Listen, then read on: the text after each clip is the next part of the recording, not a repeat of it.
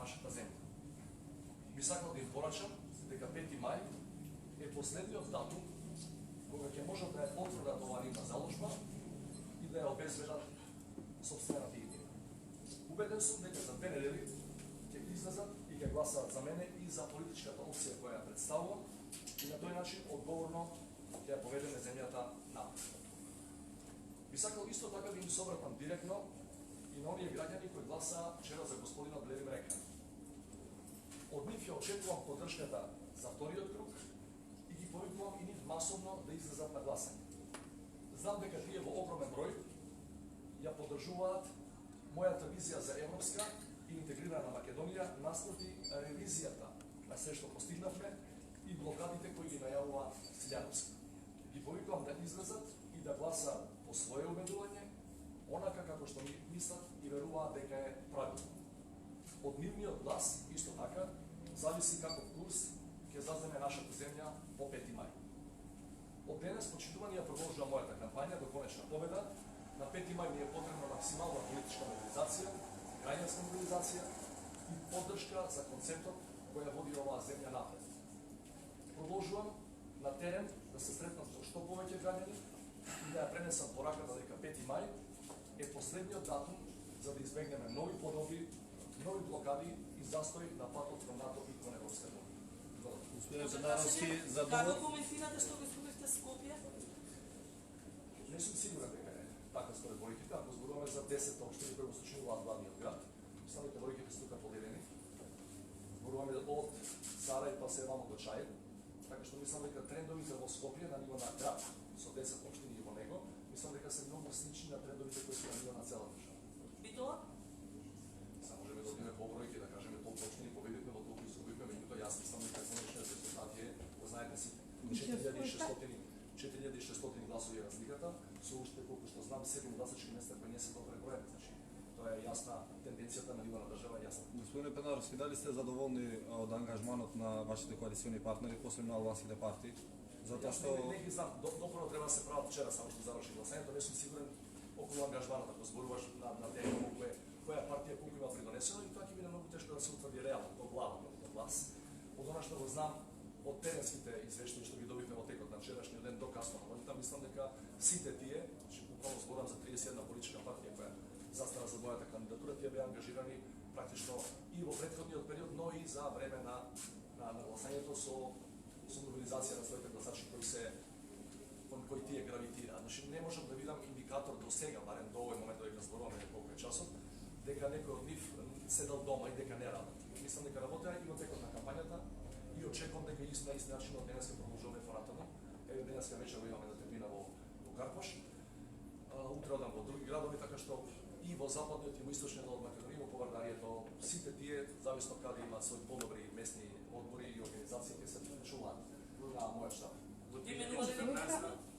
Чекайте, само че сите педнотрасно. Имавте скоро истиот број на гласови колку што имате сега, но тогаш немавте поддршка од коалицијските партии. И тогаш велевте дека е режим.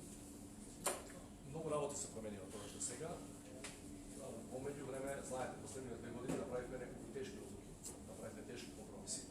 Зборам за договорите со Бугарија и со Грција, зборам за законот за јазици, за кој што имаше сериозни отпори именно од главната опозицијна партија, кој не престана за жал и до ден денеска. Ние решивме да не носиме само популарни одлуки. И предпоставам кај дел од луѓето тоа имало свое влијание. Во споредбата меѓу 2014 и 2019, само во тоа што до 2019 се имаме демократски избори, демократски амбиент. Тоа го потврдуваат сите, и меѓународни и домашни монитори и политичките субјекти кои беа инволвирани. Значи, не можеме многу работа, многу вода протече низ варга во време за да можеме да ги споредуваме тие работи. Во тој период бевме, знаете, без пристап до медиуми, администрацијата беше блокирана и така натаму, меѓутоа политичките одлуки кои ги преземавме од 2016 наваму, јас мислам дека влијае на изборниот резултат и веројатно на тоа граѓаните се разбери имаат право, така размислуваат, така и гласат. Не сум изненаден, бидејќи трендовите кои ги следиме претходно, ако паметните анкетите кои се правеа во изминатиот период, покажуваат вакви тенденции. Мислам дека по прв пат после толку временски период анкетарските фирми погодија поприлично во однос на трендовите кои ќе бидат на изборниот ден. Од една страна Од една страна велите дека причината за изборниот резултат се тешките политички одлуки кои што ги донесе власта, а од друга страна велите во самото ваше почетно обраќање дека ја разбирате пораката од граѓаните. На која порака конкретно мислите? Знаете што мислам, значи претпоставувам дека знаете и самите дека ова е кампања за председателски избори, меѓутоа и партиските лидери беа инволвирани и на моменти тоа можеше некој да прозвучи како кампања за парламентарни избори. И јас не можам да исклучам, ниту некој може од граѓаните да исклучи кога одам јас да зборувам за надлежностите на председателот из Македонија и да зборувам за Европска унија, за НАТО, за представување на државата во меѓународни односи, за одбрана и за безбедност, дека тој во глава, кога ме слуша мене како представник на оваа колонијашка структура, не гледа во себе некои други работи кои на локално ниво може би не се завршени, некои ометувања од социјално-економската сфера кои не се реализирани. Значи мислам дека сето тоа имаше влијание. Ја кога одам, а претпоставам и другите кандидати, не може да сплитно да речат ова не ме интересира, ова е што сите ние сме кандидати и на не партиски, меѓутоа и на одредена структура која е зад нас со 10 и кусур партии и веројатно граѓаните не гледат и низ призмата на оние кои не предлагаат и не подржуваат. Мислам дека тука лежи одговорот на вашето прашање.